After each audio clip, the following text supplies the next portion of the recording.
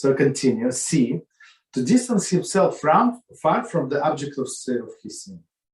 So it says in Hilchot chapter 2 and Shmona Prakim chapter 4, the Rambam explained that though in general a person must follow middle path, if he has strayed from the path or in one direction, he must correct that imbalance by turning to the opposite extreme. We're going to explain what does it mean.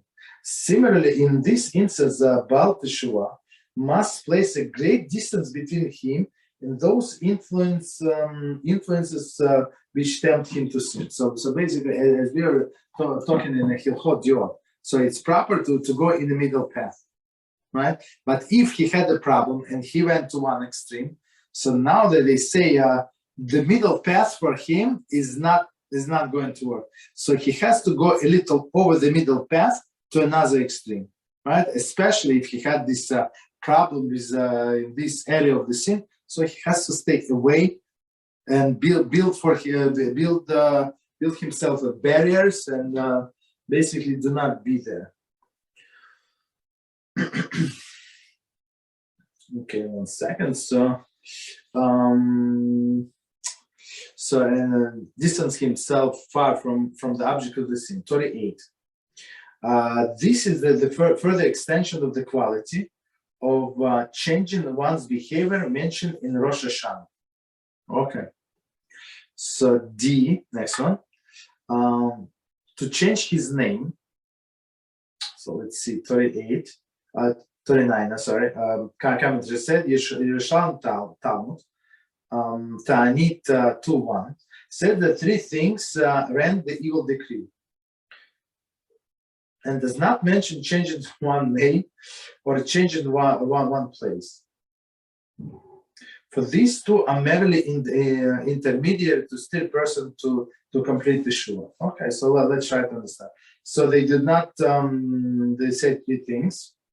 Rambam, of course, mentioned more than 3. And they do not mention changing one name or one's place. So one place, I mean, if you can do Teshuvah, if a person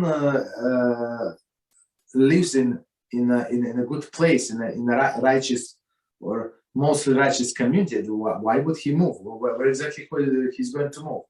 So most likely he's going to move to somewhere less spiritual, right? So this requirement to move to another place is, it's not a requirement.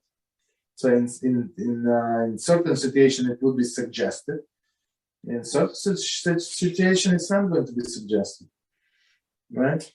Just stay where you are. So we just explained changing his name. As if to say, I'm a different person and not the same who sinned. But I would say, you can be the same Yitzchak, but it's not the Yitzchak the sinner as before. Now Yitzchak HaTzadik. You understand? So you don't have to change your name literally, but in Shamayim your name is going to be changed. Right? Yitzchak the sinner and Yitzchak the Tzaddik, 2 different people. So let's see the commentary number 40. Zohar, volume 1, page 133b, relates that after Abraham sent Hagar away, she reverted to idol worshiping practices of her nature land. Right? We remember that she was from Egypt, one of the princesses of Egypt. She went back. And she fell exactly on her old practices. Later, she returned to believe in one God and changed her name to Keturah as a public statement of her repentance. So Keturah is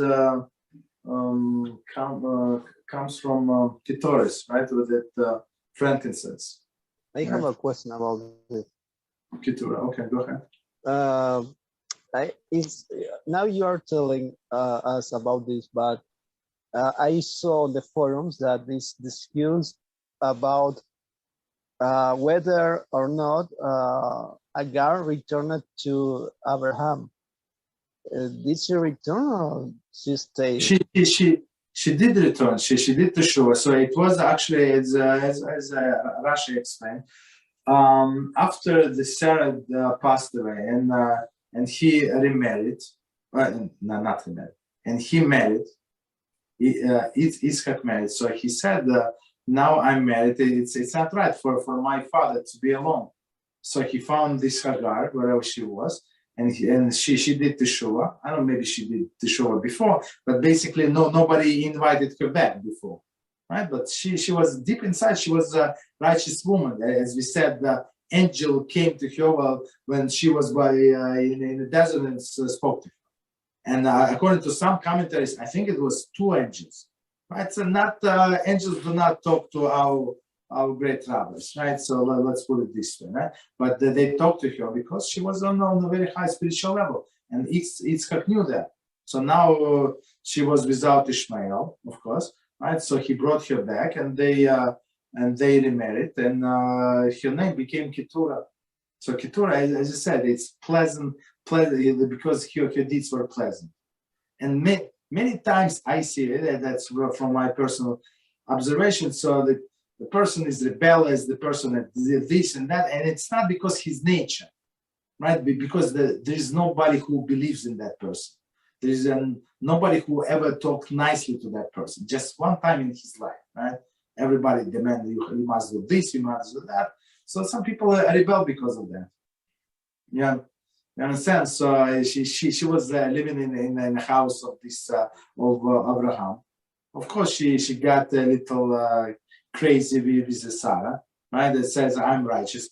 I was with your husband one time, and the guy pregnant. You were with him, I don't know, like, but that time." I don't know, 40 years, whatever, right? Approximately, I don't remember exactly the numbers, right? And he did not you did not get pregnant. Me, one time, look at me, right? So that's, of course, she was young and stuff like that. And she wanted to be with righteous Abraham. At the end of the day, HaShem said, these kids, these extra kids, it's not your kid. I mean, we're going to give them gifts and send them away. So all of these nations, they send away. They say bye-bye to them, Abraham, and he did it specifically during his lifetime, right? That's what Torah says. He gave them gifts and sent them away. But she was a righteous woman, for sure. He would not have married not righteous women. You understand? So yeah. Why couldn't Sarah have kids? Because maybe for today, her age was old, but in those times it was the same. It was a very, very high age. Yes, yeah. Even for those in that time, women did not give birth at that age, right? And plus, our sages explain she did not have a womb, so she did not have any chance to get pregnant. There was zero chance, and that's what HaShem wants. These all of this righteous women, they all of them all of this they were barren, and they prayed, right? And they prayed and they prayed, and HaShem answered. It says that He likes to hear the prayer of the righteous people, right? So that's why we read this Haftorah on Rosh Hashanah. Okay, so let's see. Let's continue. So from this incident, right? So she changed her name to Keturah. It's public statement of her repentance. Okay. There is a further dimension of the Rambam statement to refer to the concept of Hefza, the article, and Gabra, a person. Wow, so we would need to remember Hefza, the article, right, and Gabra, the person, mentioned in chapter 1. There are times when a person's teshuvah will not be powerful enough to transform the sins, Hefza, meaning things, into merits. Okay. Nevertheless, since Gabra has repented, he will not be afflicted by them. he is different person and not the individual who sinned. This change of his personality is reflected in the change of his name. Okay, so I mean, I just want to clarify. So it's not necessary to change the name. If you want to change the name, you can, but it's not necessary. So what they're saying here, I mean, they literally go into different level. I think it's from chapter 10, right? From the last chapter, what he's talking about, right? So if you do teshuvah out of love, so all your previous sins are going to be transformed to the merits, right? But how many people we know that did teshuvah out of love? Not many. I've heard from Rabbi Mizrachi. He said that all of his years, so he can count, and he knows thousands upon thousands, tens of thousands of people who did teshuvah. He said, I can count on one hand, and it will be a lot. Yeah. You understand? People who did teshuvah out of love. For most of the people, it's a mixed feeling. Right, you have a love and you're afraid of the punishment, and so that's normal, right? So to do teshuvah because of the fear of the punishment or fear of losing things.